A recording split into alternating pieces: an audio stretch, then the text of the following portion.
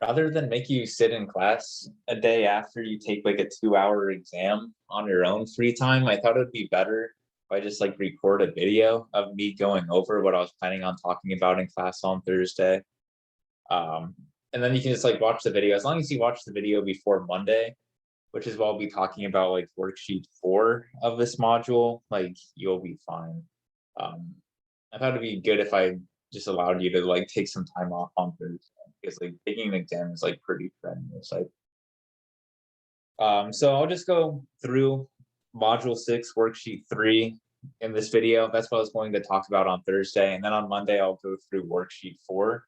Um, we're like a little bit behind schedule because I wanted to spend Monday, Tuesday, and Wednesday studying for the exam. But I think everything should work out pretty fine. Like we should be caught up by Tuesday, and then we'll be ready to go through module 7. Okay, so this worksheet is like relatively quick. It introduces like one new concept, that being like the idea of the horizontal asymptote. So just reading like the beginning. So it says in module 6, worksheet 2, we looked at the domains of rational functions and explored how a whole or vertical asymptote can occur at a point not in the domain. We will now examine the end behavior of the graphs of rational functions and then put the information from both worksheets together to graph rational functions. So like to illustrate the idea of like the horizontal asymptote, it wants you to kind of like compare and contrast 4 different examples. So it graphs 4 rational functions below. The domain of each of these functions is going to be the set of all real numbers except for x is equal to 1. And you also see that each vertical asymptote, each function has a vertical asymptote at x is equal to 1. Which you can see like each of these has a denominator of like x minus 1. Right? So that means the only point that's not in the domain is going to be x is equal to 1. So they have like a vertical asymptote of x equal to 1. And so I guess like the key distinction between like these 4 different examples is going to be seen when you kind of evaluate like the end behavior of each of the graphs. So for example, this first function f of x, we see that as x increases, like as x gets larger and larger, we see that y gets closer and closer to the x-axis, like it gets closer and closer to 0. And then it's the same deal when x gets like arbitrarily small or closer and closer to like minus infinity. We see that y is approaching the y-axis. So we can see that f of x goes to 0 as x is getting larger, as well as when like x is approaching minus infinity. And this makes sense because in the numerator, we just have like a constant term, whereas in the denominator, we have like an x that's involved. We have a degree 1 polynomial. So you can think like as x gets larger and larger, like you have like 1 over, like if you plug in like x is equal to 100, you would have like 1 over 99, which is like really small. If you plugged in like x is equal to like a million, you would get a million, like 1 over a million, or 1 over like a million minus 1, which is like getting closer and closer to 0. So you have like a degree 0 polynomial over like a degree 1 polynomial. So you would expect as x gets larger and larger, like this f of x is going to get, it's going to approach 0.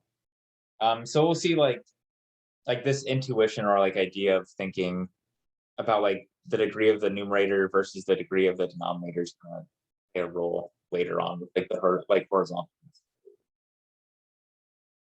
And you'll see it like in these other examples as well, actually. So like the next example, we have like g of x, where g of x is equal to 5x over x minus 1.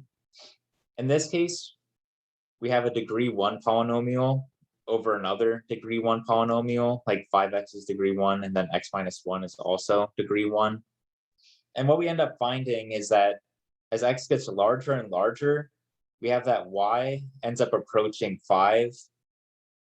And we also find that when x is getting like closer to minus infinity or approaches minus infinity, so as we're going to the left, g of x gets closer and closer to 5. So we kind of have like this horizontal line that both the right-hand side and the left-hand side of the graph is approaching. And so again, thinking in terms of like, this is a degree 1 polynomial over a degree 1 polynomial, you can notice that like the coefficient of x here is just like 1. Like we have like 5x over 1 times x minus 1. And so if you look at the ratio of the leading terms of the numerator over the leading term or leading coefficient of the denominator, you have like 5 over 1. And that's exactly where like this horizontal line is, right? That like the graph is approaching from both the right-hand side and like it ends up approaching as we go to like the left-hand side as well. So we'll end up seeing that that's going to be relevant as we're working through problems later on. And then for h of x and k of x, we have like a degree 4 polynomial over a degree 1 polynomial. And we see like as we approach, as we're like, as x approaches infinity, or as we're going to the right, like this is just going to increase forever. Like it's just going to keep going and going and going. So it's going to be going to infinity. So like there isn't really like a horizontal line that this function is going to end up approaching. Like no matter where you draw like this horizontal line, like as we go to the right, or like the graph is going to surpass or like pass that horizontal line. And the same is true as we go to the left-hand side as well.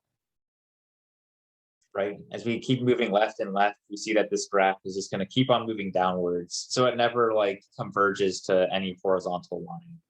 Like if we pretended we had like a horizontal line at like minus 18, we'll see that as we go to the left, eventually our graph is going to cross the line. And then the same is true for k of x as well. So when k of x is equal to x cubed over x minus 3, like we have a degree 3 polynomial over a degree 1 polynomial. And we see like the graph doesn't really converge to like a horizontal line. Like it keeps on increasing as we go to the right. It also ends up increasing as we go to the left as well. Like they both increase to infinity. So I guess like the what do you notice is kind of exactly what I was just saying verbally. That like you want to be looking at like the ratio, like the degree of like the polynomial on top versus the degree of the polynomial on the bottom. And like the behavior of the graph, like whether or not it ends up converging to like a horizontal line is going to depend on like the degrees of those polynomials. I'll make that like it'll be more concrete as we go through more of this worksheet. Okay, so I'm just gonna skip to definition 1. Like these other 2 paragraphs are pretty much just things that I was like saying vertically, pretty much. So like definition 1 is kind of like where like these are actually the problems you'll probably end up seeing on like exams and stuff like that. So like a horizontal line y is equal to b is a horizontal asymptote of a rational function f of x if we have that the graph of f approaches y is equal to b as either x approaches infinity or minus infinity. So like what's underlined is kind of the important part of this definition. Like it tells you what the horizontal asymptote is. So just as an example, the line blank is a horizontal asymptote of the graph of g of x is equal to 5x over x minus 1. And so this is like this g of x is what was graphed earlier. It was this function right here. And we already determined that as x gets larger and larger, we have that g of x approaches the line like y is equal to 5. So this dotted line is y is equal to 5. And we see as x gets larger, or g of x approaches y is equal to 5. And also as x approaches minus infinity, as we're moving to the left, g of x approaches the line y is equal to 5 as well.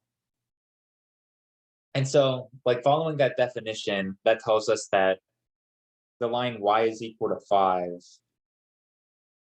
is a horizontal asymptote of the graph of g of x is equal to 5x over x minus 1, right? Like as it said for the definition of like the horizontal asymptote, like a horizontal line y is equal to b is a horizontal asymptote of a rational function f of x if the graph of x approaches y equals b as either x approaches infinity or minus infinity. So from the definition, we see that the line y is equal to 5 ends up being a horizontal asymptote of g of x. Furthermore, like as I commented before, like the graphs of h of x and k of x on the previous page do not have horizontal asymptotes. As I said before, like neither of these graphs are going to like converge to like any sort of horizontal line because they just increase forever or decrease forever, depending if you're going on the right hand side or if you're following like the left hand side. So neither of those are going to have horizontal asymptotes. Okay, so theorem 3 is kind of like the super important part of this worksheet. Like if you know theorem 3, like you should have like a pretty decent handle of like horizontal asymptotes and like how to find them. So theorem 3, it says let r of x be a rational function. So the numerator and the denominator of r of x are both going to be polynomials. That's just like the definition of a rational function.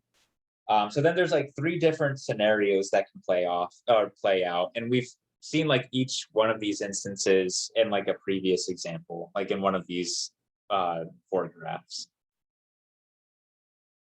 So the first bullet point says that if the degree of the polynomial in the numerator is less than the degree of the polynomial in the denominator, then the line y is equal to 0 is going to be a horizontal asymptote of our rational function r sub x. So like this first bullet point corresponds to the first example we went through, right? We found that like 1, this is like degree 0, and then x minus 1, this was degree 1. And so the degree of the numerator was less than the degree in the denominator. And we see that we have a horizontal asymptote of y is equal to 0. Like as we approach, as x goes to infinity, y approaches 0 on the right hand side. And as x goes to minus infinity, the graph f of x approaches 0 from the left hand side. Or y is equal to 0 on the left. Okay, so this first bullet point corresponds to like the first graph of the example, so to f of x.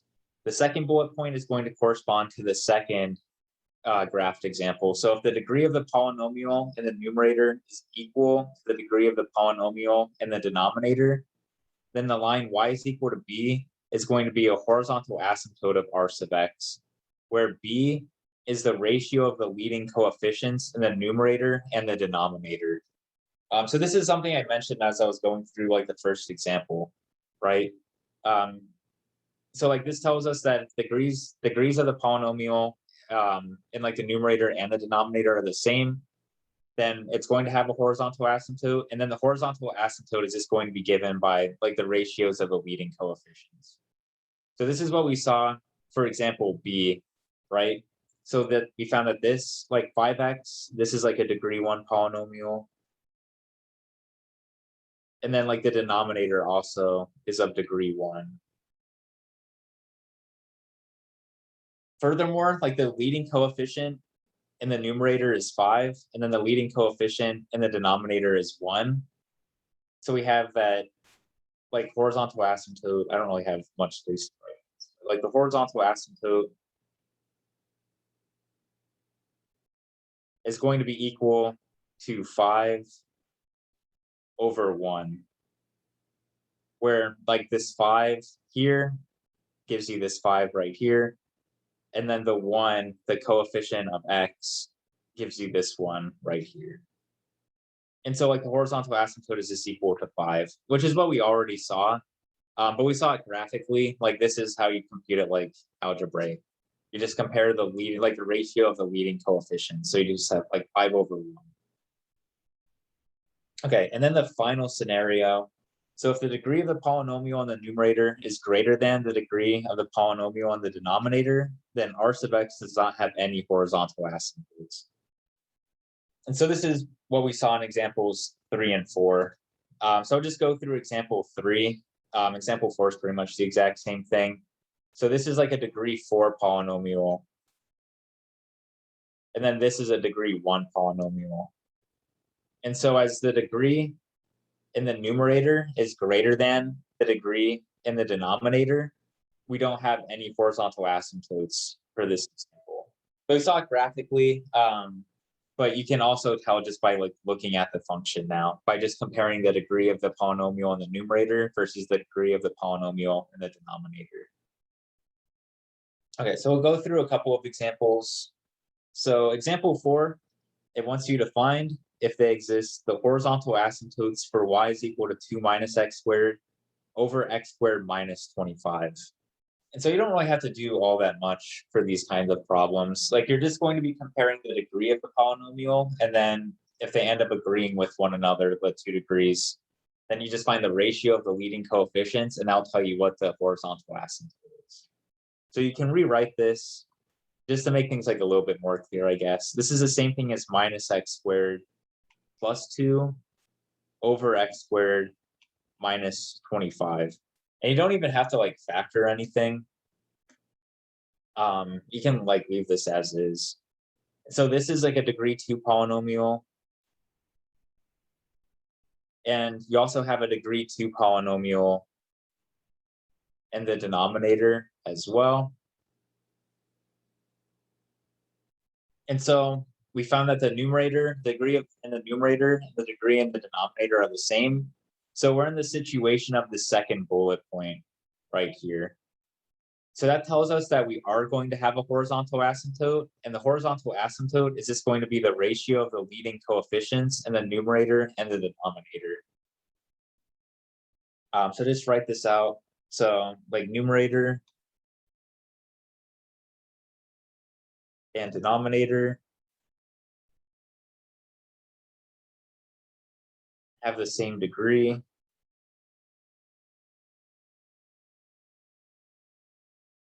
So what this means is that horizontal asymptote exists.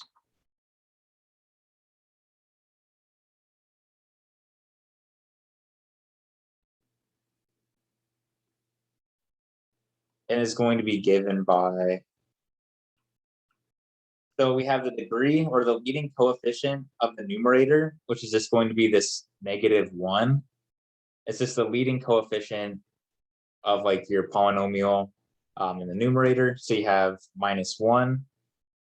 Let me write y is equal. So we have y is equal to -1 over the leading coefficient you have in the denominator. So the lead coefficient in the denominator is just 1, right? Because this is like x squared is just the same thing as like 1 times x squared. So like the horizontal asymptote is going to be -1 over 1, which is equal to -1. And so that's all there is to it. Like, it isn't even really like, it's not really that computational or anything. You're just comparing the leading coefficients. Okay. Yeah, so that's that example. So I'll just go through like each part of the exercises as well. So again, it says like find if they exist the horizontal asymptotes of the following rational functions. So for A, we have a degree 0 polynomial. So it's just like a constant. So that means it's just degree 0 over a degree 1 polynomial. And so this is the first situation we found, right? If the degree of the polynomial in the numerator is less than the degree of the polynomial in the denominator, then the line y is equal to 0 is going to be the horizontal asymptote. So as we're in that situation, we have a degree 0 polynomial over a degree 1 polynomial. By bullet point 1,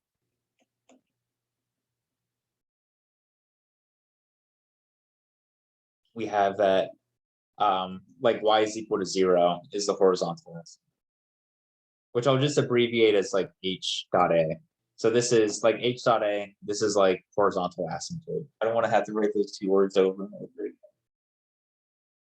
Okay, so that's all we have to do for 1a. 1b is similar to the example we went through, right? Because we have that 2x plus 1. This is degree 1. And then x minus 2 is degree 1 as well. So we can say like the degrees coincide. So the horizontal asymptote is going to be y. So it's going to be the leading coefficient of this first polynomial, which is going to be this 2 right here. So it's going to be 2 corresponding to this 2 right here over the coefficient of x, the lead coefficient of x minus 2. So you have like, again, you can think of x minus 2 as like 1 times x minus 2. So the lead coefficient is just going to be 1. So it's going to be 2 over 1. And so this is just going to be equal to 2. Okay, and then the last one, like 1C, we have a degree 3 polynomial in the numerator over a degree 1 polynomial in the denominator. And so this corresponds to bullet point 3 that we had before, where it says like if the degree of the polynomial in the numerator is greater than the degree of the polynomial in the denominator, then the rational function does not have any horizontal asymptotes. So as we have a degree 3 polynomial in the numerator and a degree 1 polynomial in the denominator, this tells us that the horizontal asymptote won't exist. I'll say like by bullet point 3, we don't have a horizontal asymptote.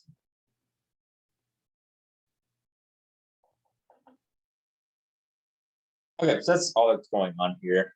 In terms of like finding horizontal asymptotes based off of like after you're given like a rational function. So hopefully that's not too bad. The 2 remaining problems on this worksheet are just going to be kind of putting everything together that we've been doing over the last couple of weeks in order to like graph rational functions. So it says in order to graph a rational function, we need to understand the domain, vertical asymptotes, horizontal asymptotes, or any other end behavior, and then a few points that lie on the function as well. So for one, like it gives you like a bunch of stuff to go through. So step 1, it says factor the numerator and the denominator of the function completely. The reason why you do this is you want to determine which points are going to be in your domain and which points are not going to be in your domain. So you want to see where like your denominator is going to be 0. The third step asks you to find or determine if the function has any vertical asymptotes or holes at each value not in the domain. And then like the fourth step is determining if the function has any horizontal asymptotes. 5 is finding like the zeros of the graph or like the x-intercepts of the graph if they exist, which is just finding where the numerator ends up being equal to 0. The 6th step is finding like the y-intercept of the graph by evaluating the function at x is equal to 0. And then 7 is plotting the asymptotes on the graph. They can be like either vertical or horizontal. And then 8, like this isn't always necessary, but it says like find a few other points on the graph to determine a sketch of the graph. Okay, so I'll just go through example 5. So example 5, it says graph the function f of x is equal to x squared plus x minus 6 over x squared minus 4. So following like the first step, I'm just going to factor the numerator and the denominator of the function. So you can rewrite this function. So x squared plus x minus 6. This is the same thing as x plus 3 times x minus 2. Just factoring the numerator. And then x squared minus 4 is the same thing as x plus 2 multiplied by x minus 2. Okay, so this rational function is going to be defined at every single point except where you have a 0 in the denominator.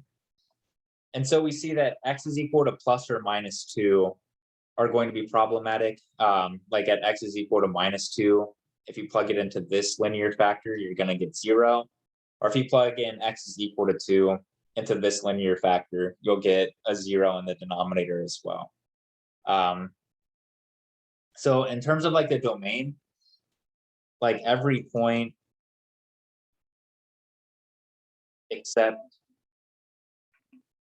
for x is equal to minus 2, then x is equal to 2 are in the domain. So in terms of like interval notation, like I always want you to write things in interval notation. This means we're taking into account every single value of x that's strictly less than minus 2. So that's going to be the interval from minus infinity to minus 2. Union with every single value of x that exists between minus 2 and x is equal to 2. So it's the same thing as saying like every value of x that's strictly greater than minus 2 and strictly less than 2. So that's going to be the interval from -2 to 2. And then you union or include the values of x that are strictly greater than 2. So that's going to be the interval from 2 to infinity. So that's the domain. It's every single real number except for x is equal to -2 and x is equal to 2. So vertical asymptotes, those are going to be the points in your domain that don't end up having like another point, like another linear factor in the denominator. So in this case, the vertical asymptote is going to correspond to x is equal to -2 because we don't have a factor of x plus 2 in the numerator. So a vertical asymptote is going to be x is equal to -2. This was like module 6, worksheet 2, if you're like rusty on this. And the reason why like x is equal to 2 is not going to be a vertical asymptote is because we also have a factor of x minus 2 in the numerator as well. Okay, so we just have a vertical asymptote of x is equal to -2.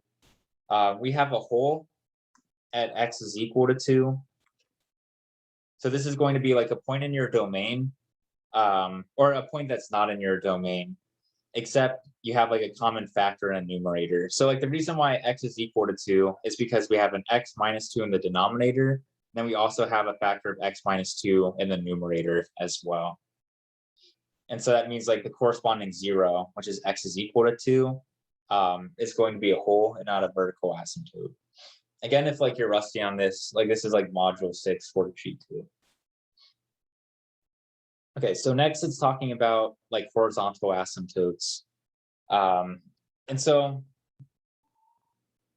here for this function, like looking back at like the original function, we have that the numerator, this is degree 2. And we also see in the denominator, we have a degree 2 polynomial. Right? So the degrees of the two polynomials agree with one another. So we have that like the degrees coincide with one another. So the degrees coincide in like numerator and denominator, which I'll just abbreviate as like denom.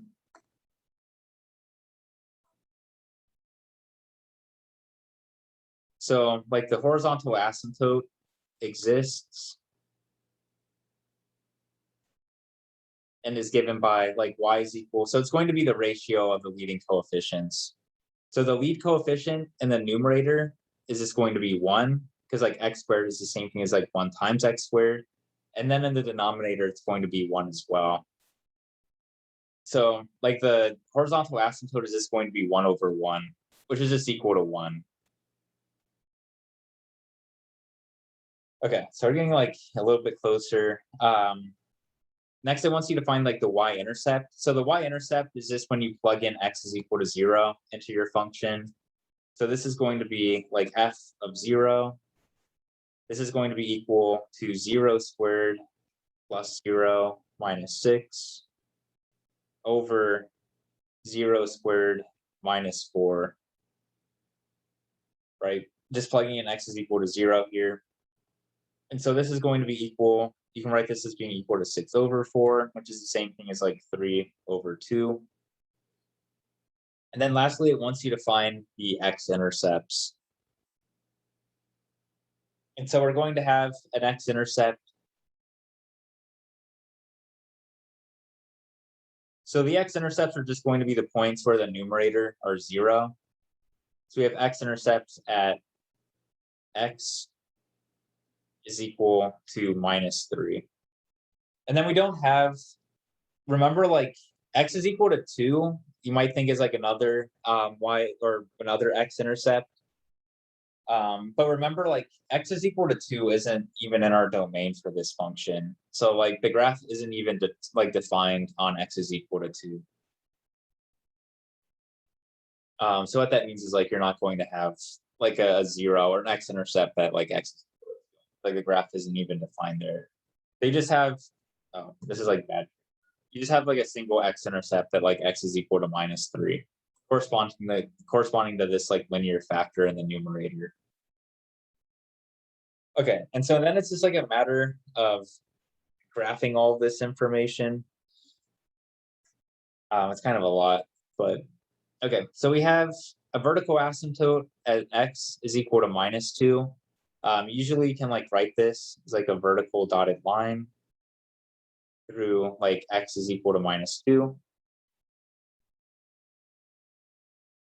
We found that we had an x-intercept at x is equal to -3. That's this point right here. We had a y-intercept of 3/2. I'll say that's like this point right here. I'll say this is like 1, 2, 3, 4, 5, -1, -2, so on. What else? We have a horizontal asymptote at y is equal to 1. So this is going to be like a horizontal line like this. Okay, and then from this point on, it's kind of just making sure, like just connecting the dots pretty much. I mean, you could do like test values, but like the horizontal asymptote and like the vertical asymptote is kind of going to determine like the right hand side. Like for instance, we know starting at like this y-intercept right here,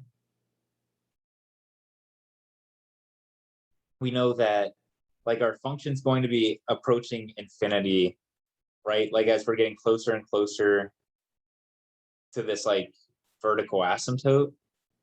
And then we also know, like as we increase to the right, our graph is going to be approaching y is equal to 1, but never actually touching y is equal to 1. So you can determine that our graph is going, well, let me do it. Our graph is going to look something like this. There's like one thing you need to remember also is that we have a hole. This is, I forgot to mention this, but at x is equal to 2, you have to be careful that because you have like a hole at x is equal to 2. So you need to make sure you remember to include that. So at x is equal to 2, we have a hole. So like as we're getting closer and closer to y is equal to 1, like you just have to make sure your function's not actually defined at x is equal to 2. But then becomes defined again and gets closer and closer to the horizontal asymptote of y is equal to 1.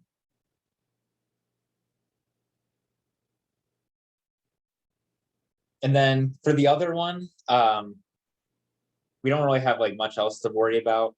So we already have like the point like -3, 0 on the graph.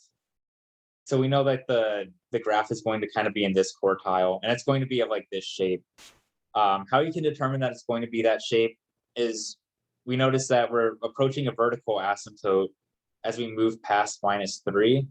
So that must mean our graph is going to be approaching -infinity. And then on the left-hand side, like we have the horizontal asymptote of like y is equal to 1. So as we approach -infinity, our graph must be approaching like y is equal to 1. So combining those two things together, we see that the graph is going to look something like this. So just using like what I'm doing is I'm just using the horizontal asymptote and the vertical asymptote to determine like what the shape of the graph is going to be.